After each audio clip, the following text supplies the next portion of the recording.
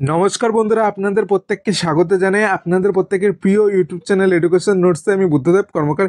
এই মুহূর্তের কিন্তু বড় গুরুত্বপূর্ণ আপডেট দিয়ে দিল West Bengal police recruitment board, আর সেটি নিয়ে আজকের ভিডিওতে বিস্তারিতভাবে তথ্য প্রদান করব। অর্থাৎ এখানে বলে রাখি, West Bengal police recruitment board কিন্তু আজ সন্ধ্যাবেলায় কনস্টেবল এবং লেডি কনস্টেবলের জন্য একটি নিয়োগ বিজ্ঞপ্তি প্রকাশিত করেছে, যেখানে তারা বলেছে টোটাল 10,225টি শূন্য পদে নিয়োগ করা হবে। সেটি নিয়ে ভিডিওটির মধ্যে বিস্তারিতভাবে তথ্য প্রদান করব। অর্থাৎ এখানে আপনারা কিভাবে আবেদন করতে পারবেন, আবেদনের করার পর কতগুলি ধাপে আপনাদের নিয়োগ করা হবে, সমস্ত তথ্যই তুলে ধরবো। সঙ্গে বলে আর কি, প্রিভিয়াসলি কিন্তু কনস্টেবল, লেডি কনস্টেবল আর মাঠেরও কিছু ভিডিও আমাদের চ্যানেলে দেওয়া রয়েছে। এই ভিডিওটা ডেসক্রিপশন বক্সে সেগুলো লিঙ্ক দিয়ে রাখবো, সেটা চাইলেও আপনারা দেখতে পারেন। প্রথমে বলে রাখি, এখানে কিন্তু মোট শূন্য পদের সংখ্যা রয়েছে 10,225টি, যেটা কনস্টেবল পদে নিয়োগ করা হবে, যেটাতে মেল এবং ফিমেল উভয় প্রার্থীরাই আপনারা আবেদন করতে পারবেন। আমি টোটাল প্রতিটি ক্যাটাগরি ওয়াইজ যে বিন্যাস করে দেওয়ার যে পোস্টার, তার টোটালগুলোই আমি আপনাদের সামনে তুলে ধরছি। অর্থাৎ আনরিজার্ভ ক্যাটাগরিতে টোটাল 1,224টি ছেলেরা আবেদন করতে পারবে, এবং ফিমেল ক্যাটাগরিতে টোটাল 510টি। হয়ে গেল 1,734টি কিন্তু আনরিজার্ভ ক্যাটাগরিতে ভ্যাকেন্সি রয়েছে। এরপর আনরিজার্ভ ইকোনমিক্যাল ক্যাটাগরি রয়েছে, এরকম বিভিন্ন ভাগ করে দেওয়া রয়েছে। সঙ্গে বলে রাখি, সিরিল কাস্টে কিন্তু টোটাল শূন্যপদ রয়েছে 1,020টি, ছেলে ও মেয়েরা মিলিয়ে। সিরিল টাইপে কিন্তু এইভাবে রয়েছে টোটাল 204টি শূন্যপদ। ওবিসি এতে টোটাল 306টি শূন্যপদ, ওবিসি বিতে 306টি। এরকমভাবে টোটাল কিন্তু দাঁড়ালো 10,225টি। আবারও বলে রাখি, টোটাল 7,228টি ছেলেদের জন্য শূন্যপদ, মেয়েদের জন্য 3,027টি শূন্যপদ।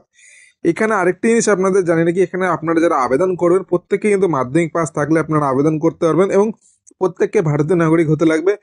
বয়স থাকতে লাগবে কিন্তু 18 থেকে 30 বছরের মধ্যে। আর এই বয়সটি আপনাকে চেক করতে লাগবে 1/1/2024 অনুযায়ী। এবং এর সঙ্গে এটিও জানিয়ে রাখি, এসসি এসটি ওবিসি প্রত্যেকে কিন্তু বয়সের ছাড় পাবেন। অর্থাৎ এসসি এসটিরা 5 বছরের, তথা ওবিসিরা কিন্তু ওবিসি এ এবং বি ক্যাটাগরি কিন্তু 3 বছরের বয়সের ছাড় পাবেন। এখানে আরেকটি জিনিস জানিয়ে রাখি, ভাষা হিসেবে আপনার জানতে লাগবে বাংলা ভাষা লিখতে, পড়তে এবং বলতে জানতে লাগবে। তবে আপনাদের মধ্যে যারা দার্জিলিং এবং কালিম্পং জেলার বাসিন্দা, তাদের ক্ষেত্রে কিন্তু এই বিষয়টি প্রযোজ্য হবে না। সঙ্গে বলে রেখে, এখানে কিন্তু বেশ কয়েকটি ধাপে পরীক্ষা হবে, এবং তার আগে কিন্তু ফিজিক্যাল এফিসিয়েন্সি টেস্ট বা মেজারমেন্ট টেস্টও হবে। তো ফিজিক্যাল মেজারমেন্ট টেস্টের সঙ্গে কিন্তু আপনাদের যেটা হাইট থাকতে লাগবে 167 সেন্টিমিটার, আর ওয়েট থাকতে লাগবে 57 কেজি মিনিমাম। এর সঙ্গে চেস্ট কিন্তু নর্মাল অবস্থায় 78 সেন্টিমিটার, এবং 83 সেন্টিমিটার কিন্তু আপনাদের ফুলিয়ে থাকতে লাগবে। এটা কিন্তু ছেলে প্রার্থীদের ক্ষেত্রে। এর সঙ্গে এটিও জানিয়ে রাখি, এর মধ্যে যারা গোর্খা, গারোলি, রাজবংশী এবং সিরিল টাইপের মধ্যে আপনারা পড়ছেন, তাদের ক্ষেত্রে কিন্তু আপনার হাইটটি লাগবে 160 সেন্টিমিটার, এবং ওয়েট কিন্তু থাকতে লাগবে 53 কেজি, এবং নর্মাল চেস্ট থাকতে লাগবে 76 সেন্টিমিটার, সেটাকে এক্সপেনশন করে বা ফুলিয়ে 81 সেন্টিমিটার থাকতে লাগবে। এবার বলে আর কি, ফিমেল প্রার্থীদের ক্ষেত্রেও কিন্তু হাইট এবং ওয়েট চেয়েছে, যেখানে নর্মাল 160 সেন্টিমিটার কিন্তু হাইট থাকতে লাগবে, এবং ওজন কিন্তু 49 কেজি থাকতে লাগবে।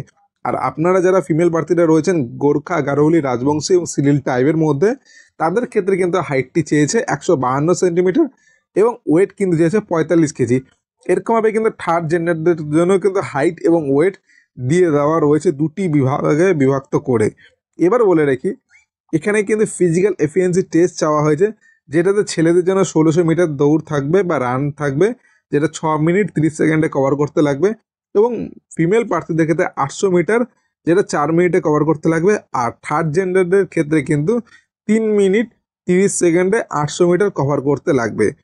এক্ষেত্রে আবারও বলে রাখি, এক্স সার্ভিসম্যানদের ক্ষেত্রে কিন্তু বয়সেরও ছাড় রয়েছে, যেরকম তাদের কিন্তু দৌড়ের ব্যাপারটাও কিন্তু ভাগ করে দেওয়া রয়েছে। এবার এখানে বলে রাখি, টোটাল কিন্তু কয়েকটি ধাপে পরীক্ষা হবে। এর মধ্যে হবে প্রথমে রিটেন এক্সাম, যেটাকে বলা হচ্ছে প্রিলিমিনারি রিটেন এক্সাম, যেটা কিন্তু ম্যাক্সিমাম 85 নম্বর থাকবে। এটাতে আপনারা যারা পাস করবেন, তাদেরকে ফিজিক্যাল মেজারমেন্ট টেস্ট এবং ফিজিক্যাল এফিসিয়েন্সি টেস্ট নেওয়া হবে। আর সেটাতে কোয়ালিফাই করলে আপনাদের কিন্তু ইন্টারভিউর জন্য ডাকা হবে। এবার এখানে আপনারা দেখছেন মেন্স এক্সাম কিন্তু এখানে হচ্ছে না। অর্থাৎ রিটেন টেস্ট থাকবে 85 নম্বর, আর ইন্টারভিউতে থাকবে 15 নম্বর।